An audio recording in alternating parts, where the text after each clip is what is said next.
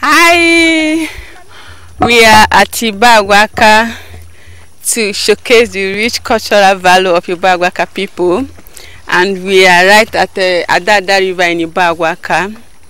This video is courtesy of Ibagwa-Aka people's page. That the reason why we are here. Let's say that the reason why we are here. So, as you can see very well, look at the river, how big, how large it is.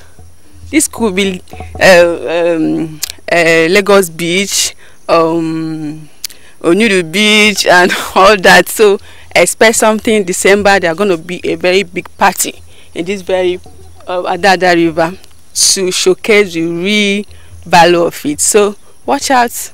Let's hear from Ibagwa-Aka people. Please, can you introduce yourself to our viewers out there? Thank you very much, Dimma. Arts and crafts. Yeah. I really love what you people are doing, and this showcasing the culture and tradition value of the people. We are live at Ibagwa-Aka, as she said, and this is Adada River. And my own name is Mazi John B. Inyari. I'm the admin of Ibagwa-Aka people's page on Facebook. And today we are here to showcase this to our fans. And you see the real cultural value of what Ibagwa-Aka has. Exactly. Thank you.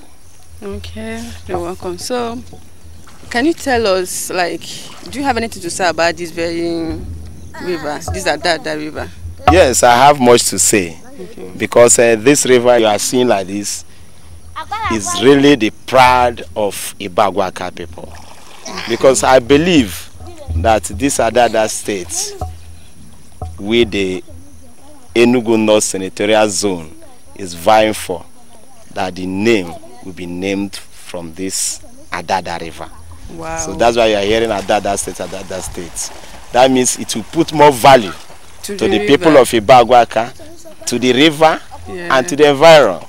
So that's why I say Adada River is a pride of Ibagwa-Aka people in Enugu State. Okay. A little history about this Adada River is that the river, I would say, is more than 150 years. What? Yes. But the river, as the history said, is that the river originated from Obansuka. From Obansuka? Yes. And it now flow. It has a route that flowed from Nwokpa down to here. Like from this angle? Yes, it flowed. It has a route from Obansuka that flowed. The place we call Nwokpa. From that Nwokpa, it come to Iyonu. From Iyonu, then the river now came here. From here now it moved direct to Ibagwani. From Ibagwani heading to Ida in Kogi State. I was thinking the river just stopped somewhere. It didn't end here. It went far. But unfortunately, as God may have it, let me say in early 50s, the river started drying up. And the main cause of it is because that early 50s when they built UNN, University of Nigeria, Nsukka. And it happened that the construction company has no other place to extract water for their project. They now moved down to Adada River here in Ibagwa-Aka. And they started getting that water to do that project of building UNN. Were they coming from there or they channel it from? No, they come from there with their tankers. Okay. And they carry the water down there, and it affected the river much. But as you may have it, you know, then we are traditionalists by then, and our people now started doing research, going spiritually. What is happening to our river? So some places they will go, they will say the river need a sacrifice, maybe like cow, goat, or sheep, or ram. Like, and they continue. Like, how did it affect the river? Did you dry or? The drying up. It started drying. Okay. So now people, the villagers, it become a something of urgent action and attention to them, so that they can do something about it. Maybe they think it's a spiritual something.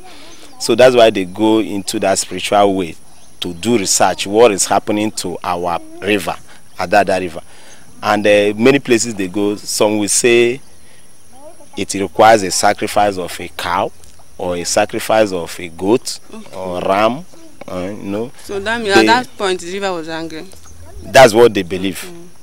And they started doing all those sacrifices. To the extent, it went to the extent of saying that the river requires a human being sacrifice. Oh my God. Yes. So to appease them. Our people now said, we cannot bring somebody to you, but use your hand and take anybody you want for the sacrifice so that the river will stay. That's serious. Which a story has it that the river still took somebody, but unfortunately it dried up completely.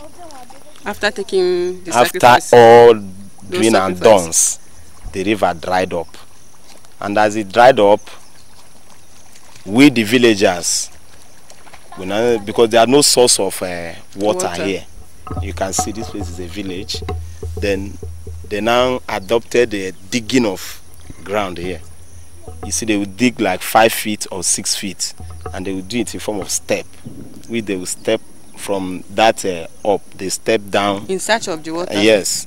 After the digging, the water will be coming out a little by a little. Oh. Then they will use buckets and fetch it. When you fetch it, you come out. Another person will go in. During the dry season, that's when there's no water. Oh. You will see people line for one pit. You see up to 20 to 30 people line on queue to fetch water. To fetch water. Sometimes 1 a.m. people will be here to get water, to drink or cook food or wash their clothes, other house chores. So it continued going like that. To the extent, some of our people then I say they will take it up to them to go into research again and know what to do about Adada River. Because if you dig 4 feet, 5 feet, 6 feet, you get the water, but the water cannot come up like this. So they now go into research. I would say God will bless one of the pioneer or the championeer, who is Okunonish. Is one of the respected man when it comes to culture and tradition in Ibagwa-Aka. He's the one who is reviving our culture and tradition. So he take the mantleship, I mean to say, and go into research. So after doing the research, all the requirements, he did it. They came here and did all the sacrifice that needed. Let me say, as of 2013 to 14, something miraculous happened. Wow. People woke up and saw that water is coming out from ground. So it's no more the water that came all the way from Obansuka. The Adada River now revived itself. And it started coming out gradually. Like if you go down there, that shows the river accepted the sacrifice. That's our, and we believe that's what happened. If you go down there, that's where the head is. Down there. That's where we call Adada River. It's down there. But so can someone swim through like this? If you know how to swim, you can swim. But for me, yes, for me, I can't swim. So, as God may have it, people started saying, some people will say, Adada is coming back. So people say it's a lie. Maybe it's maybe it's just rain and water gathered somewhere. And after the rainy season, it will dry off. We continue seeing it. It started coming out gradually. As of 2015, 2016, here, got filled. Because some have filled up. Gradually. People are saying maybe a year. It will go. Now we are talking about getting to 10 years now. And Adada River has come to stay. Wow, and we give God glory for that. Wow. And another thing about this river, as of early that 40s, 50s, there are no type of sea animal you will not see here. Serious? Crocodile, what they call AK, python. You know, there are sea python, different types of fish. You and get they will come up. That someone yes, like my grandmother, who is a Nkwojo Osai, late, may her soul rest in peace. She once told me a story about this. She's living up there, but she's late now. She once told me a story that one day she came here to fetch water at that kind of evening time. And it happened that she saw something like a stick after fetching the water. You know that time is something pot, all these local pots. Local pots, yes. Not she now said, okay, let her rest on that stick. And as she was arresting, the stick now shake. On that shaking process, bringing her eye to the stick, she saw that it's a big sea python that she was sitting on. So that's what I'm telling you, that there's no kind of sea animal you will not see in this river then. Can you believe that?